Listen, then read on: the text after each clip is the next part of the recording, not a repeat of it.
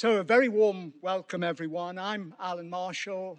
I am the head of the English department, and I'm honored to be introducing this evening's inaugural professorial lecture by my colleague, Professor Lawrence Warner. And yeah, well, it's a great pleasure to be asked to do this. As we all probably know, our lives have a way of glancing by one another before they ever really look each other in the face. And in 1991, Lawrence, as a precocious undergraduate at Yale, sent some youthful scholarship to the distinguished English medievalist, Professor Derek Pearsall, who in 1987 had become Gurney Professor of English Literature at the University of Harvard. And in that same year, 1991, as Lawrence was writing to Derek Pearsall at Harvard, I was moving into Derek's house in York, having just finished my PhD. I was Derek and Rosemary Pearsall's English house sitter for the next 4 years. And they were tremendously happy years, not least because of Rosemary and Derek Pearsall's hospitality and kindness. Derek had co-founded the Centre for Medieval Studies in 1968 at the University of York. But as some of you will know, he got his first lecturing job in 1959 at King's College London. King's has long been renowned for its medieval and Old English teaching, and of course for its medieval and Old English scholarship. And I think of scholars like Ronald Waldron, Janet Bately, Jane Roberts, who's here this evening in the second from front row, and other colleagues like Janet Cowan, who was here, as Jane was, when I arrived at King's in the 1990s. Lawrence joined King's in 2013 from the University of Sydney. By then, he had already published his first book, The Lost History of Piers Plowman, which was a revisionary account of the textual tradition of that great Middle English poem. In 2016, his second book, The Myth of Piers Plowman, which was written while Lawrence was at King's, or at least I assume you wrote it while you were at King's. It wasn't one you had in your back pocket, Lawrence. The Myth of Piers Plowman, Lawrence's second book, won the Beatrice White Prize, awarded by the English Association for best scholarly work in the field of English literature before 1590.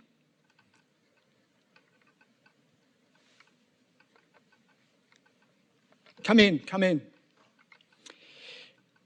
In 2018, Lawrence published the book Chaucer's Scribes, which was acclaimed by reviewers as a carefully developed analysis of the evidence for scribal culture in medieval London, and as establishing a new benchmark for thinking about that topic. Michael Calabresi, writing in Modern Philology, described it as this trenchant, engaging, and delightfully written book, rich detailed and exhaustive. High praise.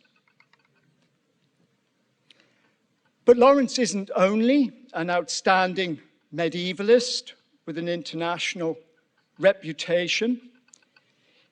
Anybody who knows Lawrence knows about his love of music, for example. It was Lawrence who told me that Taylor Swift made her UK debut here at King's, at Tutu's apparently. I wasn't there. But Lawrence's love of music bore very particular fruit in February 2023 with the world premiere of Missa Humana, a full-scale secular mass by the folk musician and composer Dolly Collins, with words by King's eminent alumna Maureen Duffy.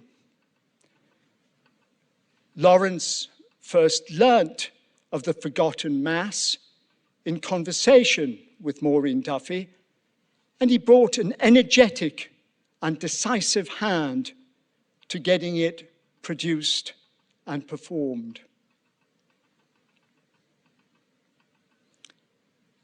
On one more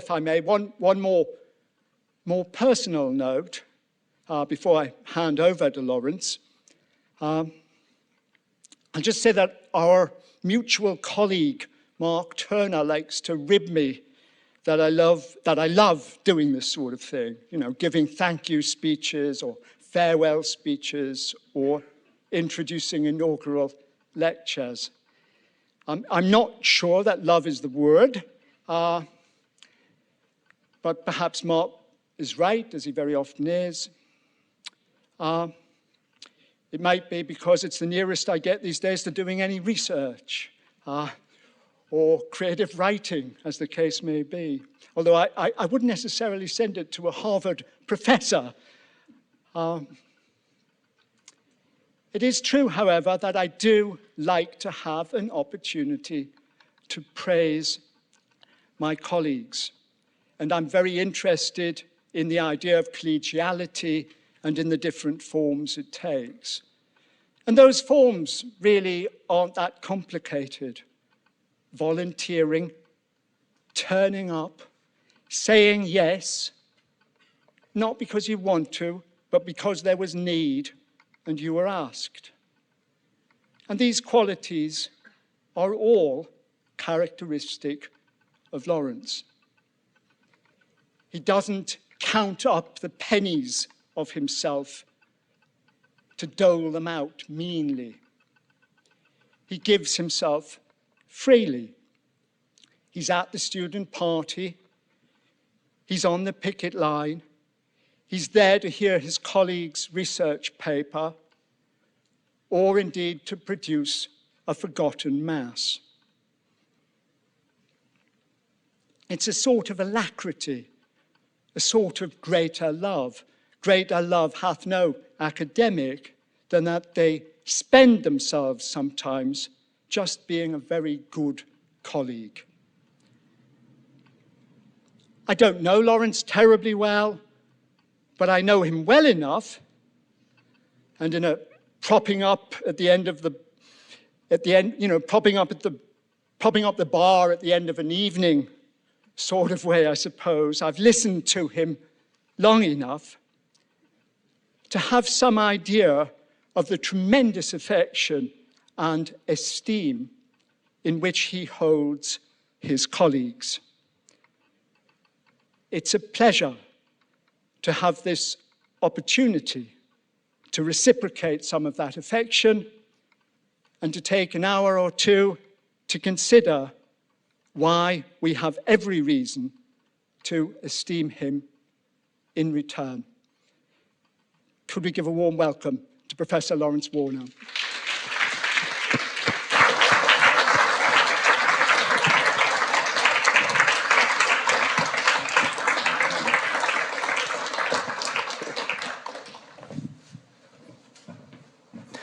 Thank you very much, Alan.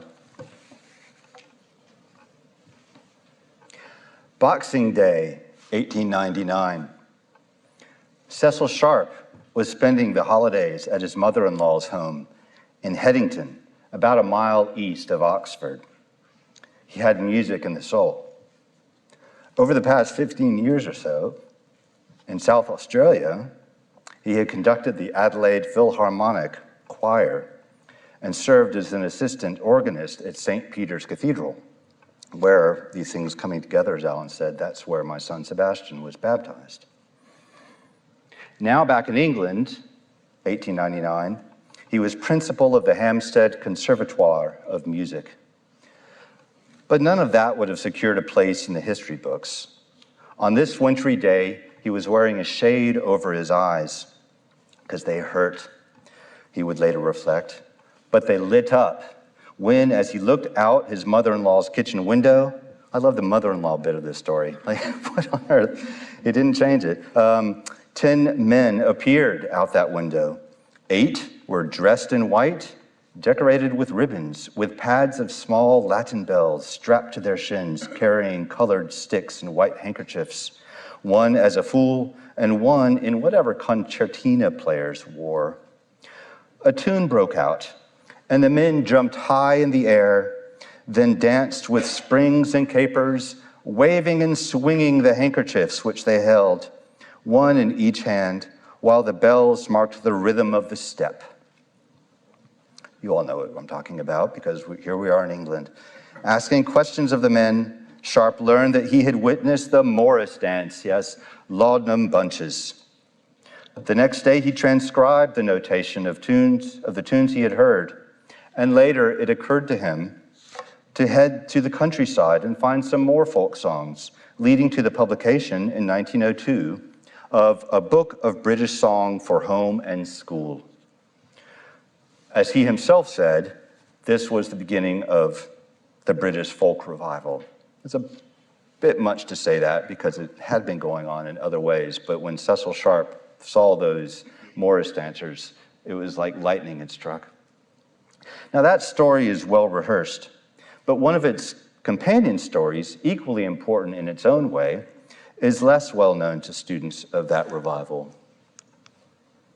So there's his notation of the corner dance, and that this apparently was transcribed in the days I was just talking about. In 1839, he wasn't sure yet, but Frederick Madden, keeper of manuscripts at the British Museum, published Sir Gawain, a collection of ancient romance poems, in which appeared the first edition of what would become one of the most popular medieval stories, Sir Gawain and the Green Knight. This poem's northern dialect made it difficult to understand, if not totally incomprehensible, even for readers fully conversant with Chaucer's language. A fuller and more widely accessible edition, published in December 1864, has been proposed as a source for Christina Rossetti's The Prince's Progress. But on the whole, the poem remained very much the preserve of specialists in historical linguistics. The person responsible for the change was someone whose name is very well known to much of the audience tonight, Jessie Weston. In 1897, she had published a book called The Legend of Sir Gawain, with a chapter on the poem, basically giving us plot summary and some sources. And in 1898 appeared her translation, as shown here. All readers could now know that one New Year's Day, long ago, in the days of King Arthur, a huge knight with green armor, and so people sometimes believe green skin, but he doesn't have green skin there, and probably actually didn't. But anyway, this huge knight shows up, the Green Knight, whose horse was green as well, arriving at King Arthur's court, demanding a contest in which one of Arthur's knights, or the king himself, will deal him a blow today, to be returned at a mysterious site called the Green Castle a year hence. First, Arthur bumbles about after some taunting of the Knights of the Round Table, but Gawain finally shows up, and this is the first we learn that the poem will be about him, and he takes up the challenge. he chops off the intruder's head. Amazingly, after that head rolls around for a bit and is kicked about like a soccer ball, the Green Knight picks it up, says, "See you next year," and rides off into the distance. The following year, and near the end of the poem, he's whole again and ready to give the return blow. Now, a lot happens in between these two times, which I'm not going to get into. It's worth reading if you haven't yourself. But for tonight, this is the main thing that we need to know. Now, Weston herself didn't say anything about Morris dancing and the like, but the two worlds came together in 1903 via one E.K. Chambers, a hefty 2-volume study of the medieval stage, had a chapter on sword dances. He noted with interest that the green men of the peasantry, who dies and lives again, reappears in the Green Knight, or as the Green Knight, I should say. And his footnote directs people to Jessie Weston. But the idea that the Green Knight is the green man is his own. That confused me for a while, and I went back and checked, and she does not say that. That's him, the green man. Chambers believed that the object of these sword dances, swords, was to suggest a mock or symbolical sacrifice. Discussing the game of nuts in May, he wrote that these are not nuts at all, which after all are gathered in autumn, not May, but rather knots, K-N-O-T-S, or posies. Perhaps inspired by this discussion by Chambers, Cecil Sharp now turned to collecting sword dances. The pictures in this slide are from the results of those, the sword dances of Northern England in 3 volumes. He does not mention Sir Gawain, but did find applied to the sword an organic status as the trace of a very primitive form of sacrifice. What he added crucially was a connection between these dances of the knot, mentioned by Chambers, K-N-O-T, and the pentangle in the Swalwell sword dances formation of the nut, the context for its manifestation of the beheading motif, in which the swords are locked together in the form of a pentacle of 5-pointed star. You can see on the right the pentangle. This is called the knot or nut. Now you might be saying, what does this have to do with Sir Gawain and the Green Knight? And here we come.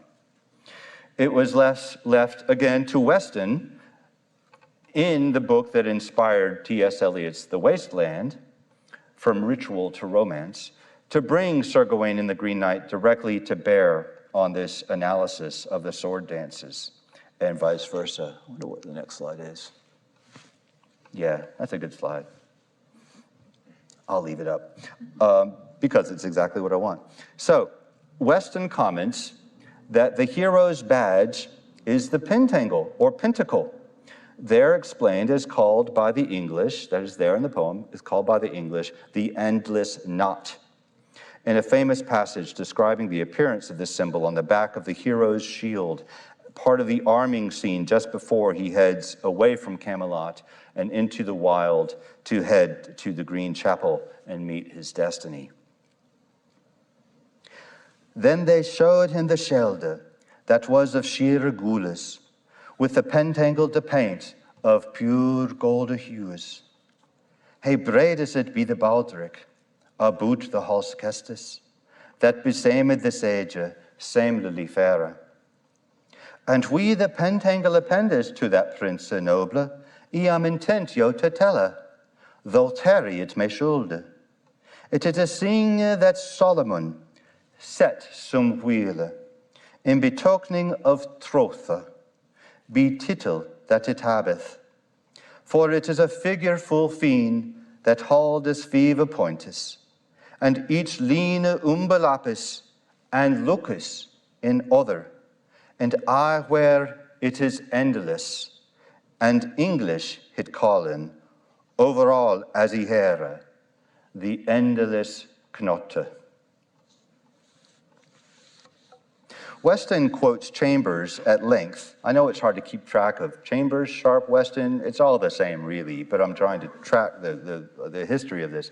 She quotes Chambers at length, the point of Weston being that she really pulled Sir Gawain into this story, and comments on the general consensus of opinion among folklore authorities that in these sorts of performances, we have a symbolic representation of the death and rebirth of the year.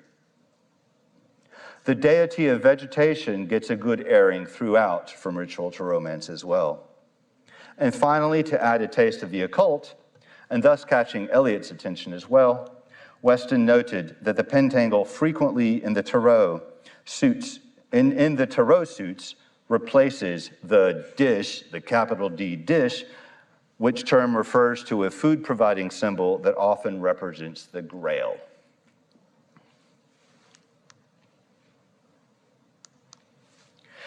What brought all this into mainstream literary criticism was nothing more than a standard critical essay, the sort that really doesn't count very much these days for promotion and the like. This one, by John Spears, appeared in the 1949 volume of Scrutiny, the organ of those critics circling around F.R. Leavis. Leavisites advocated a hugely influential great man approach to the English lit curriculum, promoted D.H. Lawrence as among the very greats. They believed in life with a capital L. Vegetation myths were right up their alley. Spears wrote, "The Green Knight whose head is chopped off at his own request is the descendant of the vegetation or nature god of almost universal and immemorial tradition whose death and resurrection mythologizes the annual death and rebirth of nature. The central episode of the traditional folk play, sword dance, and Morris dance was, as Chambers shows, a mock beheading or slaying, followed by a revival or restoration to life." So you can see from my account of how the poem begins, how all this comes together. And to his credit, Spears isn't saying that he's the first to say this at all. He quotes Weston, he quotes Chambers, he's clear about that.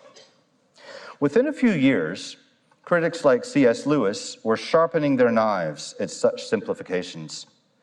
The Green Knight is very much in the courtly tradition in the poem. There are no folk dances in the poem, and it's not clear that that folk tradition even existed prior to the 18th century, and so forth. There's lots of ways that you can really have a go at this essay. Still, this essay was a bombshell. It has been acknowledged to be the first study to discuss the poem, the top here, as poetic, having artistic symbolic power, and has been called the central event of modern scholarship for our poem. Those judgments are truer than could have been realized given the essay's continued impact even today. The filmmaker David Lowery depicts the title figure of The Green Knight 2021, played by Ralph Ineson, as more a tree than an actual knight, a decision that Lowery claims came 100% from my own love of the natural world and that conflict I feel between mankind and nature. No doubt he believes this, but the fact is that it 100% came from Cecil Sharp via John Spears. I've just found a few days ago that Ineson has narrated as part of the promotion for this, an account, what you need to know. I can't do my Ineson, but he's got this voice in his toes, as my mother would have said, a Yorkshire accent. What you need to know about Sir Gawain and the Green Knight. And he says, scholars agree, and then gives the Spears line, which, well, a lot of scholars do, or at least did agree. For his part, Ineson was ready for whatever came his way. I mean, this is after 3.5 hours of makeup. He got ready for all this because he appeared with my colleague and friend Sarah Sally in a 1992 revival of the York Mystery Plays. According to the program, which I found online, Sarah didn't have it anymore, he played Herod's Heavy, while Sarah was a messenger. So thanks for helping out with all this, Sarah. This is the story the bulk of which has never been told, but which needs to be, because today we are actors in this ongoing production.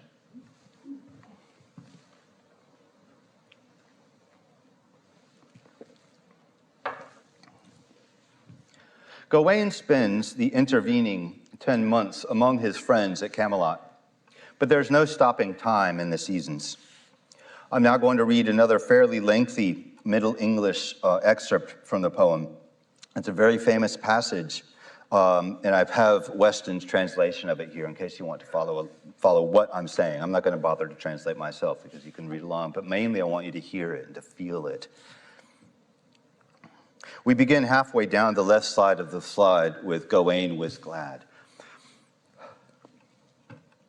Gawain was glad to begin those gomness in holla, but though the end be heavy, have ye no wonder. For though men ben merry and minde when they han main drinke, a year yearnes full yearne, and yeldes never leake. The form to the finishment, fold is full selden. For thee, this yol overjede, and the year after, and each says on ser lepis, sued after other. After Christen masse come, the crabbe de lenton, that freest his flesh with the fische, and foe de more simple. But then the weather of the world with winter it thrapes, colde klinges adoon, cludes upliften, sheere shades the rain, in shures full warme, falles upon faire flat, floures their shoen, both the ground and the graves, grain are her wedes, brides busken to bilde en bramle te singen, for solace of the softe summer, that sues thereafter be bonk, and blossoms born to blow, be raw as rich and ronk, then notice noble noche are heard in wood so long. After the season of summer with the soft winds, when Zephyrus syphilis himself on sedes and herbes, well a win is the wort that waxes their route, when the donk on the dew droppes of the leaves, to be the blissful blush of the brickte sunne. But then he is harvest and hardens him sone, warnes him for the winter to wax a full reape. He drives with drocht the dust for Teresa, fro the foss of the folde to flee full hie. Wroth wind of the welkin, rashless with the sonne, the leaves laughsen fro the linde, and lichten on the grunde, and all greyes the grass, that graine was ere. Then all reapes and rottes that rose upon firste, and thus yearnes the jare, and yesterday is money, and winter wind is again, as the world askes. No fage, till Michel Massamona was comen with winter rage, then thinkes Gawain fulsona of his on Eos viage.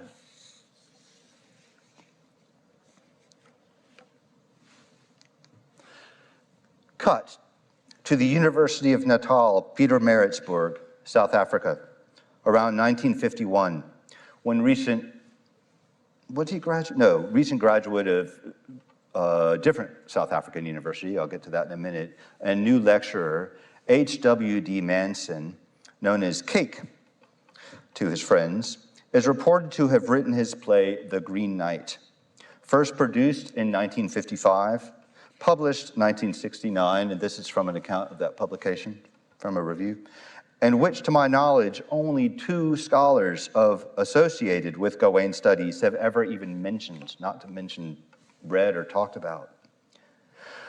The Green Knight blusters into Camelot as if he were the wind itself, demanding to speak with King Arthur. Where is the governor of this gang? Now that is word for word from the original, although in the original it doesn't come across as quite so arrogant. It can actually be pretty laid back. Where's the boss man? It could be like that. But anyway, where is the governor of this gang? But Manson adds the new detail that the intruder has a discernible North Country accent, just like Ralph Ineson's. He didn't say that, but that's what I can't not hear it now. This, so the playwright would explain, connected the poet and his poem's hero to, we all know the answer, to nature, hunting, and the ways of animals. The Green Knight is in contact, he writes, with a civilization, pagan maybe, but by no means rude, barbarous, or plunged in ignorance, darkness. This is all from a helpful postscript that he wrote as part of this 1969 publication. A colonial, wrote Manson, may have some sympathy with the poet's implied point of view. This reading of Sir Gawain and the Green Knight as a northern rebellion against southern elites is pure John Spears. Spears wrote, something of the old, untamed, unreclaimed north of Europe has come back here, which in turn represents the center of Christian culture, civilization. A substantial proportion of this postscript expresses, in retrospect, his profound indebtedness to Spears's essay. At first, because his lecturer in Johannesburg looked upon Gawain as a fruitful source of linguistic research and grammatical hair-splitting and analysis, and I just, who, me? You know, that's usually what I get up to, I'll say. At first, because that's what his lecturer did, he became frustrated and bored and angry. Enter Mr. Spears's article, which came out in Scrutiny just at the time I was busy puzzling angrily over aspects of the poem and so forth. This article showed him what the poem was really about.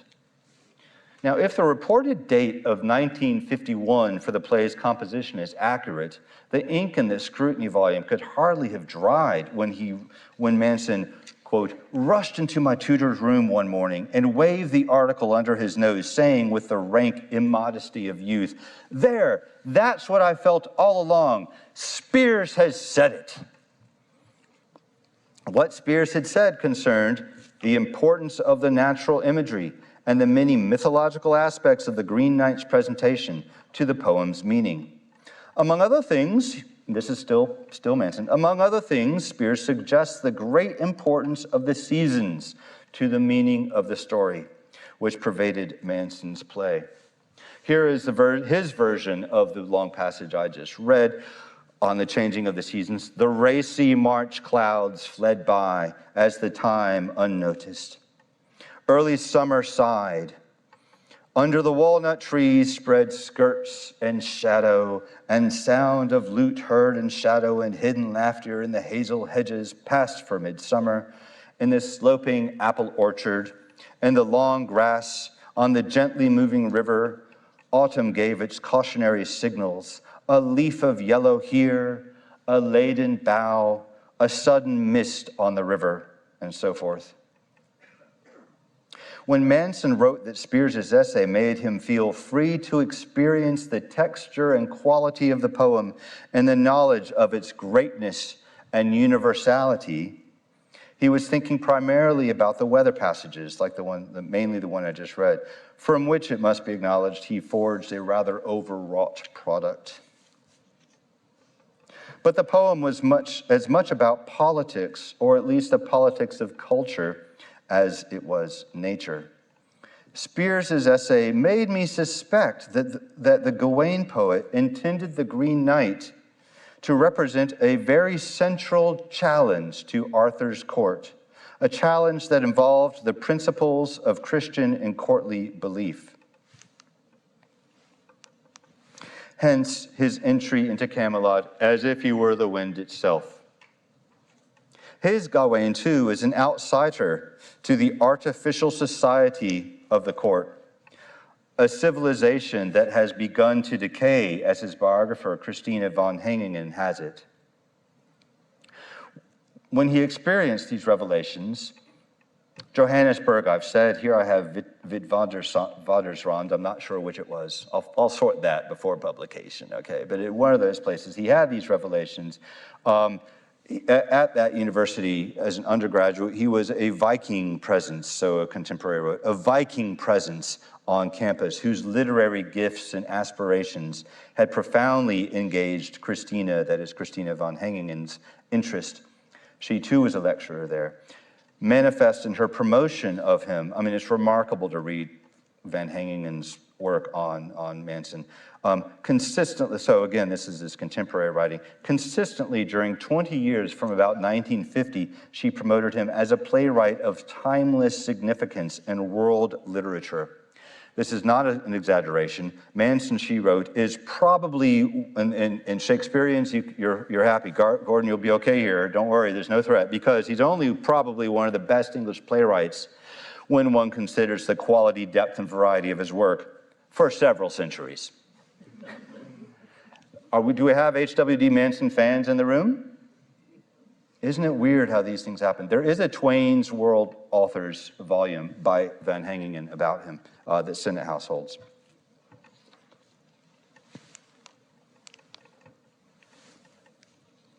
The 1955 premiere of The Green Knight was co-produced by Van Hengingen, who remembered its student actors.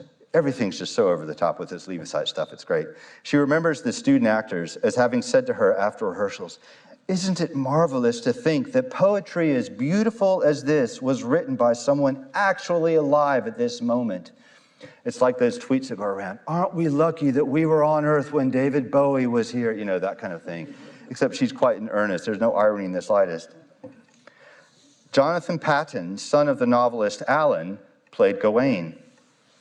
The Green Knight's costume in the opening scene, I've got this on, I think, the Green Knight's costume, I think is towards the bottom of the right, was made of chicken wire for the shoulders, a quantity of papier-mâché and rope dyed green, and the talents of the fine arts department for the head, and the inspiration derived from a boot polish tin with its lid that comes off at the tap for the neck.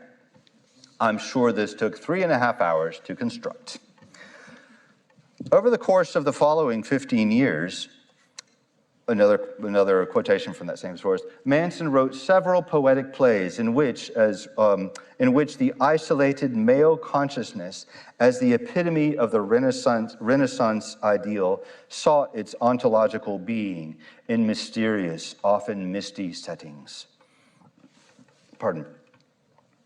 It all came to a very sad end on May 29th. This is May 28th. On May 29th, 1969, when he was killed instantly when his motorcycle and a lorry collided on the Otto's Bluff Road about 8 miles from Pietermaritzburg. Later that year, one Jonathan Crew directed the play in its author's memory, or at least so he's told me, though no record of this has ever been uncovered, and I've got my men and women on the ground who have been searching and searching. I suspect that Jonathan Crew was conflating because he produced another one of his plays also in 1969, although he told me that he thought the other play was more of a success than his revival of The Green Knight. Crew, who sadly died later in the year of our correspondence, went from Natal to the University of California at Berkeley, completing a PhD with Stephen Greenblatt before becoming a prominent scholar of early modern literature at Dartmouth. Also in 1969, the publication of The Green Knight made its way to Spears, presumably in Exeter, where he taught. His letter in reply arrived a fortnight after Manson's death, and it praised him for having brought the youthfulness and freshness of that time, both of your own youth and of that early age of the world, as it were, and it somehow brings together the England of D.H. Lawrence and of the medieval English poem.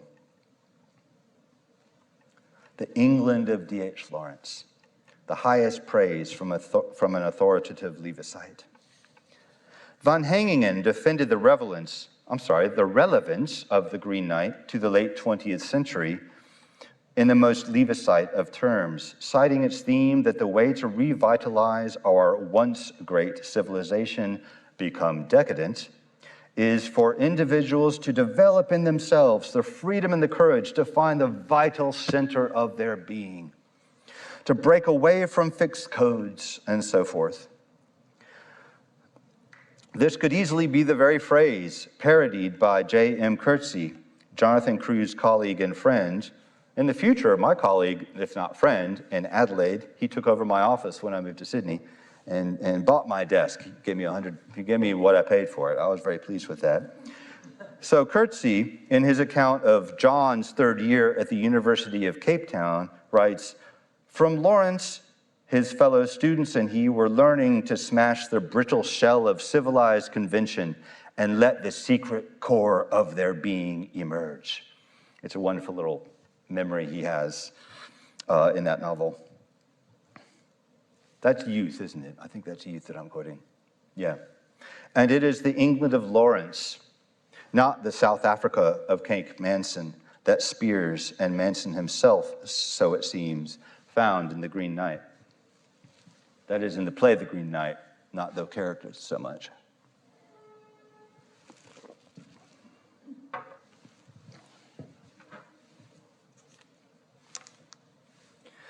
Manson's Green Knight is certainly a vegetation god, but I find no evidence of pentangles or sword dances in his play. This is no surprise given the absence from South Africa of any English folk tradition supposedly dating back to the era of the poem. In England itself, though, the Spearsian Sir Gawain was and continued to be a pentangular phenomenon. In the wake of Cecil Sharp's publications, which is to say, in the wake of that snowy Boxing Day, 1899, Maureen Duffy, in her Cultural History of England, wrote, "Folks clubs sprang up across the country, particularly in girls' schools and later universities, many of them affiliated to the English Folk Dance and Song Society, with its headquarters at the custom-built Cecil Sharp House in London," which of course is still in Camden now. I've got a ticket to a show there later this month. It's a good one, so you should go to it. She was, and actually one of our students' mothers just played there last week at the Feminist Folk Club night. There's a lot of great stuff going on at the Cecil Sharp House. Maureen was writing from experience. She told me, and I'll say she made a big point of telling me, that she did an enormous amount of folk dancing. There it is. I did enormous amount of folk dancing and singing at school in my scratch there. That's taken live, including sword dancing, which I think that's going to be in a later slide. Sword dancing at the Cecil Sharp House. In 2013, she published a poem based on a memory of one of her evenings at that sacred site, Lark Ascending for RVW, of course, Ray Vaughan Williams, who was, here we go, let's see, that's the Missa Humana, yeah, for Ray Vaughan Williams, who became president of that society. That passion, her passion for folk, she told me that she once was on stage in Dublin. She could pass because of her name, Duffy. That was her father, whom she never met, but she sang. I mean, she did it all. I've never seen it mentioned in any interviews or with her or writings about her. Everyone sticks to her other amazing accomplishments, but not the folk stuff. But she really wanted to talk about it. And by the way, she's unable to be here tonight, but I'm sure we all send her our best wishes. I'm planning on making sure that she gets hold of this, that she sees it. I'll show it to her. In 2023, as Alan mentioned, her collaboration with the great folk musician Dolly Collins, who set her 1968 poem Missa Humana to music, finally received its world premiere, thanks to another of our conversations, the second one, where she tells me about the Collins. I'd never heard of the Collins sisters at the point of this conversation in 2021. Lovely voice had Shirley, not Dolly. Dolly was an arranger and great friend of mine who died young, who set a whole text of mine, the Missa Humana, to music, and it was very sad it had never been performed. That fortuitous conversation, together with a fortuitous encounter with my friend John Andrews, who's sitting on the back row here, the conductor. Great to see you, John. And there's a picture of him. There he is also. You can see him on the front as well. John is committed to highlighting overlooked works by women composers, and I happen to be talking about Maureen Duffy, about her science fiction novel with another person at the school gates. So that's where this Guardian, a school gate chat led, and that's where the Mojo review comes from. All this is folk world for Maureen. I think that Maureen, who has written poems about Carole King, and has told me how much she loves Adele, would be tickled to see herself headlining an article with Taylor Swift, put out by King's.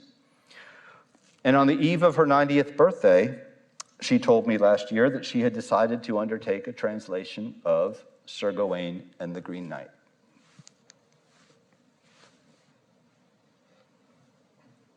By now, this final bit of information will not be the outlier it might otherwise have seemed, although I must say that we read the interviews and things, and people barely notice that she's writing about Middle English all the time, and Old English as well. I've written a big article with a colleague on Marilyn Robinson and Maureen Duffy's love for Piers Plowman. She related to me both her delight in sword dancing as a schoolgirl and her long-held belief. She brought up Sir Gawain in our conversation in theory about Piers Plowman, her long-held belief that Gawain is a sort of retelling of the death of the year. This did not come to her via Gawain Strait, or Weston, or Winters. Her words were a near exact echo in that conversation of Cake Manson's. Someone put this forward in an academic text, and I thought, yes. Isn't it eerie how close that is to what we heard before? What she read was Spears's account of Jessie Weston's analysis from 1898, and of course she's encountering all this here at King's. Spears wrote, the pentangle appears as one of the figures on the tarot pack. It was believed, Miss Weston tells us, to give power over the other world. The sword dancers, as they enclose the head in their mock beheading, make the figure of the pentangle. As the dancers hold up the sign, they cry triumphantly, a nut, a nut. And Sir Gawain and the Green Knight, again, this is all Spears, the pentangle has acquired a Christian significance, but the pre-Christian significance unmistakably underlies and is active in the poem. This meaning took deep root in the folk world, and the year of Duffy's graduation from King's, 1956, when John Renburn entered the George Abbott School for Boys in Guildford, where his personal webpage still reports, he studied English literature, John Donne, Chaucer, Sir Gawain and the Green Knight. The poem stayed with him, a stalwart of the musical folk revival in which Sharp's earlier work was now bearing fruit, and of which Dolly Collins and her sister with the angelic voice Shirley were at the vanguard. In 1968, Renburn released an album of medieval music. The front of it's there, and I've put the back. You need the whole thing. Sir John a Lot of Merry England's Music Thing and the Green Knight. Brian's got a copy of that, so I hear. Is that right, Brian? Yeah, I gotta get my hands on that CD. I don't do this Spotify stuff, so you'll hook me up. I've never heard it, but I've read about it. Who puts the Green Knight in the title of an album? Well, a folkie does. That's who. That year, he also co-founded a hugely popular band named, as he says, named Pentangle as a nod to Sir Gawain. There's also the story that they lived up near Hampstead Heath, and if you have the Google Maps view of it from up above, you know that, not Hampstead Heath, I'm sorry. Sebastian, where did you used to have your football matches? Regent's Park, thank you. The Pentangle at Regent's Park, if you look up above. All the paths make a pentangle. So he founded Pentangle. What made everything seem to link up nicely as well was that the pentangle was the sign on the tarot cards. An Arthurian fan can never really escape Jessie Weston's orbit.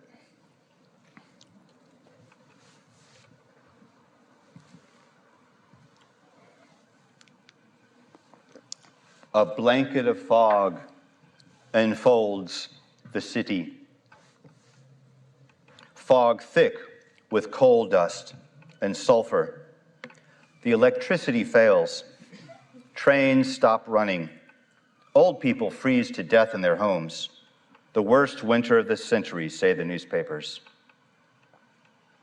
It's December 1962, and both the John of the novel Youth, from whom we heard a minute ago, and his creator, John Coetzee, he met the Queen, have exchanged Cape Town for a dismal London winter. This London sojourn is a quest, and he is something of a knight. He is in the veil of testing and not doing very well. The pathetic fallacy now makes sense. John used to be impatient of poems about budding flowers and zephyrous breezes. Now, in the land where those poems were written, he begins to understand how deep gladness can run at the return of the sun. Perhaps Coetzee had the romantics in mind with this, but perhaps Sir Gawain in the lines about Zephyrus ushering in spring that I recited a few minutes ago. John was aware of not being the only aspiring author in this wintry bleakness. London may be stony, labyrinthine, and cold, but behind its forbidding walls, men and women are at work writing books, painting paintings, composing music. One passes them every day in the street without guessing their secret because of the famous and admirable British Reserve. That's from Youth as well. One of these writers, not particularly reserved, I'll say, was Maureen Duffy. Her schoolgirl dancing days behind her, perhaps, and she was struggling through the big freeze of 1962-63 on a houseboat moored on the Thames near Hampton Court Palace, which well before Coetzee's novel, Youth, she fictionalized in her novel, The Paradox Players of 1967. Duffy and her novel's protagonist, Sim, that's S-Y-M if you need to see these things in your mind, Sim, sought out warmth in the local pubs, while Coetzee, or at least John, visited Foyle's and Dillon's. Browsing there in late autumn, he might well have picked up Duffy's debut novel, That's How It Was, which the November 1962 TLS called a promising treatment of the familiar theme of childhood and adolescence in the context of a working-class household in wartime, moving and sometimes impressive in its reality and freshness. That's How It Was fictionalizes roughly the same period of her life as does Youth's predecessor, Boyhood, of Coetzee's, and shares with his books an avoidance of easy narratives of triumph over hardship. The unsentimental final sentence of That's How It Was, and what the hell do I do now, could have provided a template for that of Youth. One of these days, the ambulance men will call at Ganapathy's flat and bring him out on a stretcher with a sheet over his face. When they have fetched Ganapathy, they might as well come and fetch him too. Finis. In an interview 20 years after the publication of The Paradox Players, Maureen explained that while it seemed to be a straightforward narrative about boat dwellers, it was actually a disguised romance like Sir Gawain and the Green Knight, with elements of a book of hours. The weather descriptions do not document reality, but rather constitute, quote, a deliberate use of pathetic fallacy. I'm delighted that it's a book the blind enjoy very much. Another decade on from that interview, she was more explicit. The novel was tied to Sir Gawain, which she signaled by putting epigraphs from Sir Gawain to every section of the book. And nobody noticed, she complained. And apparently that's true until during lockdown, I read it and I was like, wait, what? Middle English and Sir Gawain. The leaves loosen from the, that's where I was doing my little, the leaves loosen, they loosen from the branch and a light on the ground. There's one of them. And there's one from every month of October through March. Sim can hardly know what the epigraphs of the novel he inhabits are unless we get really, unless he's writing it and he is an author, we won't worry about that. But he does home in on the wintry passages when reading Gawain in his houseboat, which he does. There had been no more snow during the day, but it still lay everywhere, like the traditional card tinseled with frost. And children had been out all day building snowmen in the front gardens, who now stared with coal-black eyes incuriously at the last-minute shoppers trudging burdened over the slippery ice fields of the pavements. Sim returns to his book, coming upon these famous lines, "And thus yearnest the year in yesterday's money, and winter windus again, as the world asketh."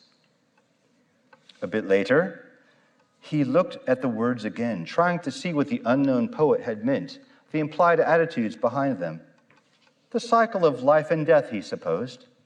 There must be death for rebirth. Again, it's all right from Spears. She mentioned this article to me, so I wasn't that surprised.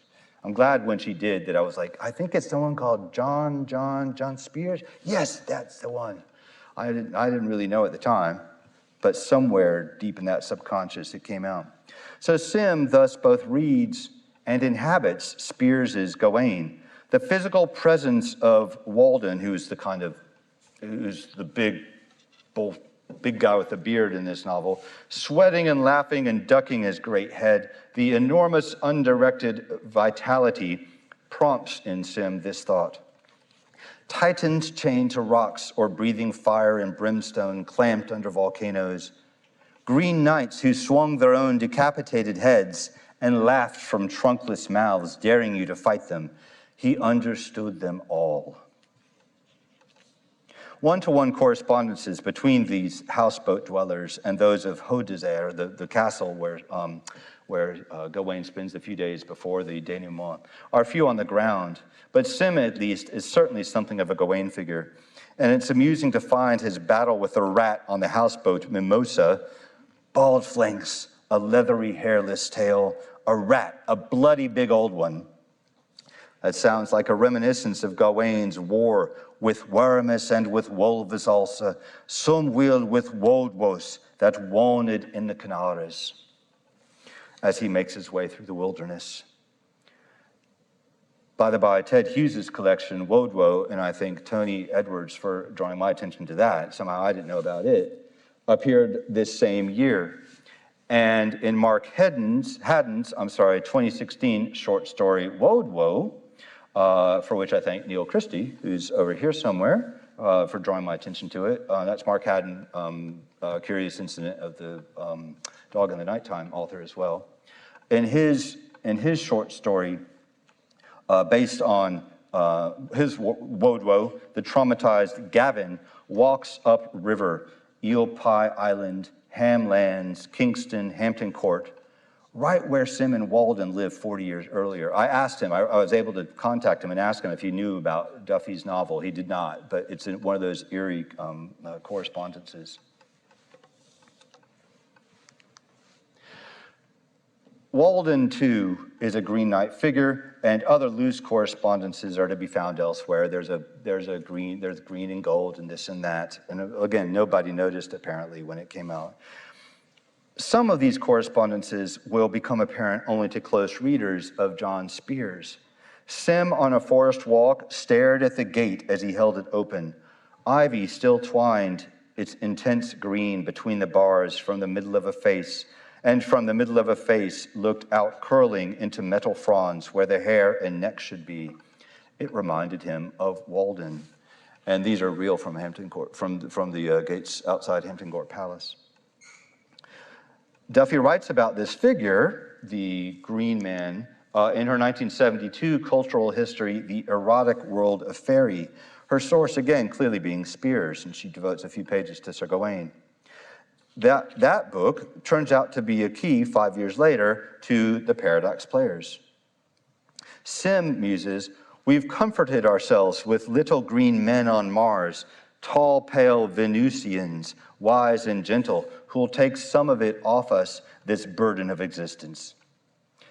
In The Erotic World of Fairy, Duffy writes, fairies' manifestations include little green men while Guinevere herself seems to be simply the Celtic form of Venere, Venus. Even at its most literary, The Paradox Players is about this world of fairy. I just have some pictures of some of the more obviously erotic stuff from that book there, just to see the context in which this slide, which we saw earlier, is what the company keeps. I have not discussed the erotic goings-on in the castle where Gawain sojourns in the days leading up to his second meeting with the Green Knight, but suffice it to say that Duffy's recasting of them amounts to a combination of Wyatt's lyric on the love with the loose gown who softly said, "Dear heart, how like you this?" on the one side, and the fairy who attempts to seduce the knight in the familiar likeness of the harlot which draws on the childhood memory of another offered breast. That's the Gawain episode going on. Again, Maureen didn't have that notable British reserve. She says what she's got to say. It's one of the wonderful things about her. The sophisticated Freudian drama that Maureen finds at the heart of Sir Gawain and the Green Knight might seem quite far from Spears's vegetation ritual, and yet that is precisely how Sim interprets the poem himself. It's just that his own rebirth is much more keyed to a recognition of incestuous sophistication, where Spears sticks to a reading of the bedroom scenes, the erotic stuff I didn't mention, as instantiating the theme of the interplay between nature and civilized behavior, Sir Gawain being the pattern of civilized behavior or courtesy. Testament to the power of both Spears's and Duffy's imaginations, and with its beautiful account of the pathetic fallacy, or instantiation of the pathetic fallacy, the Paradox Players deserve to place a central one in the history of Sir Gawain and the Green Knight. Oops, I'll just leave that. Lest some readers wonder whether my discussion of Pentangle's, and I'm winding up here, Pentangle's folk musicians and disciples of D.H. Lawrence has sailed a bit close to a mighty wind. Consider that the Spearsian Sir Gawain is now at the heart of some of the poem's most vibrant criticism, although these critics have no idea that that's the case. The contemporary political green movement is not unconnected with the Chambers, Weston, Spears, Lawrence tradition, as Derek Brewer observed in general terms in 1997. And a major recent eco-critical essay tracks note for note the Spears essay. I'm not at all impugning the author's character because it's quite clear he hasn't read anything before 1989. Why would you, after all? Because we're eco-critics today. And it's because the poem presents itself so obviously to that mode of reading. About the folk music of Shirley and Dolly Collins, Pentangle, and many others inspired by Cecil Sharp, the cultural critic Rob Young, in his book Electric Eden, writes, "Like the Green Knight, the force of nature who lays down the challenge to the Pentangle festooned Sir Gawain, you can swing your axe and decapitate it, but it will simply pick up its own head, repeat its challenge, and ride off into the night." Young's topic, though, could have been John Spears's 1949 essay, The Evidence, the work first and foremost of Maureen Duffy, as well as of Ted Hughes, Cake Manson, and the rest. There are many others that I didn't have time to mention. Yes, as the chronicler of Narnia complains, Spears invents new grounds for the feelings to which he is dimly aware he is being prompted, and he does this by building up round himself a second romance, which he mistakes for reality. Still, we might also celebrate the fact that this antagonistic and lively article repeats its challenge and rides off into the night. We academics have companions who have much to teach us on our own terms as well as theirs in our quest to bring this poem about the love of life itself to life today. And we academics might look at the impact of this one critical article and be reminded of what our work can do. In the depths of winter, when rats have sought shelter in your houseboat, as happened to both Maureen Duffy and Sim, she got a dog, and that took care of the problem. And all you can do is pray to the Virgin Mary for shelter, as Gawain does when he fears the love of life finds its home. There's hope for us in those situations. That, like the birds that busken to bilde and braimliche singen for solace of the softe summer, is something to be cherished. Thank you very much.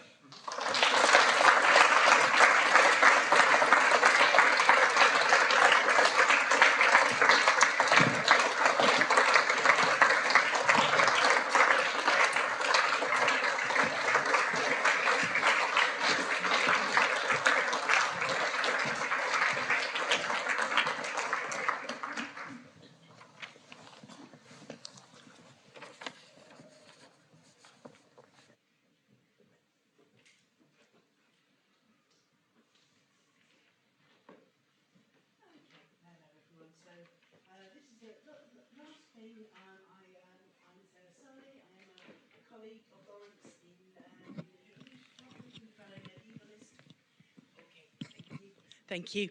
And I am really thrilled to be here to join in the congratulations to Lawrence and make a few words of appreciation celebrating him as a scholar and a teacher and a colleague. And I can see the drinks are arriving, so I promise it's not going to be a long word of appreciation. So Lawrence came to us as a manuscript scholar, which he still is, and in that strand of his scholarship has a knack for questioning assumptions that have been widely accepted and coming up with radical answers.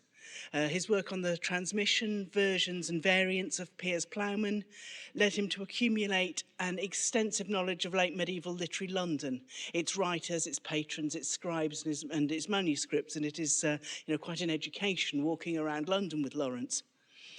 He asked questions such as, was the B text of Piers Plowman really an authorial version? Did Chaucer actually read Langland? Was Adam Pinkhurst, whose identification as Chaucer's scribe, as the addressee of a poem apparently scolding him for negligent copying, an identification that, very much to the surprise of most of us medievalists, suddenly, brought the world of scribal attribution to public attention, or at least to, via Radio 4 and The Guardian. But Lawrence said, re-examine this as well. But was Adam Pinkhurst, in fact, Chaucer's scribe? And, the answer to all of these questions turning out to be probably not. These studies show a dogged suspicion of the easy answer, are built on patient attention to minutiae, to reconstructing transmission hypothesis, to re-examining manuscripts, to studying variant letter forms. The kind of rigorous, detailed work that even, quite a lot of other medievalists find that we do not have the patience and discernment to carry out. And through, this kind of, diligent, rigorous work through which Lawrence has been unable to unpack received wisdom and make field-changing findings. He is still a manuscript guy. He has been working on a new edition of Sir Gawain and the Green Knight. Obviously, amazingly ambitious choice. This is one of the great achievements of the Middle English poetry, and such an interesting poem to think about juxtaposed to Piers Plowman. These massive poems, serious poems that are also very funny, poems about how to be in the world. And this new edition will again query some long-established readings, informed by his diligent examination of the manuscript and by his superb ear for the metrics of alliterative verse. Shockingly, he is asking the question of, was the Green Knight even really green? And, the accompanying monograph on the Green Knight comes from the other side of his scholarship, the side that we've heard today, in which he considers how the great medieval poems have meant different things to different audiences through the centuries, how we return to them and find them speaking again differently to us. And it's this side of his work that finds the continuing life of medieval poems in the works of, for example, Maureen Duffy or Marilyn Robinson, or as we've just heard, gives us sword dances and green tree men. Lawrence, as a colleague, is unfailingly positive and generous and supportive. He talks up the works of his colleagues, he reads drafts, he makes introductions and recommendations. He does things he doesn't have to do all the time. This afternoon we were reading, as we do on Wednesday afternoons, we were reading Middle English Reading Group, which is, we are reading the Canterbury Tales. We fully expect it to take 5 years, but it's worth carving out the time to appreciate the poetry. I'm also particularly grateful to have Lawrence as a colleague because it means I don't have to be on Twitter because I can rely on him to tell me what's going on. Lawrence has very much enriched the experience of being a medievalist in London through his engagement with creative arts beyond the academy. You know, we've seen already his involvement in establishing the premiere of the Massa Humana of some 30 years after it had been completed. It was performed last year in Conway Hall, thanks to Lawrence's tireless work making connections and publicising the event. He also, I could mention his involvement in a couple of years before that, the Fairfield of Folk project, an adaptation and reimagining of Piers Plowman by the poet Tom Chivers, which resulted in an exhibition at the National Poetry Library and a utterly memorable, intensive, inventive, immersive performance in a swelteringly hot cellar in Shoreditch in the hottest weekend of the year. Now, on occasions such as this, medievalists naturally think of the clerk or the scholar of Chaucer's Canterbury Tales and the poem's summary of his character and behaviour. Sooning in moral virtue was his speech, and gladly wold he learn and gladly teach. And that scholarly ideal is one of Chaucer's, is one that we still value, and one that is certainly true of Lawrence, who brings an infectious enthusiasm to his scholarship and his teaching. He's also somewhat more fun to be around than Chaucer's somewhat austere clerk, who probably would not have extended to full-on Taylor Swift fandom. So Lawrence is also what Chaucer would have called a good fellow, a good companion, someone who practices the social values of conversation and companionship that Chaucer and Sir Gawain in the Green Knight value so highly. So, you know, thank you, Lawrence, for coming all the way from Sydney to join us. We're very lucky to have you.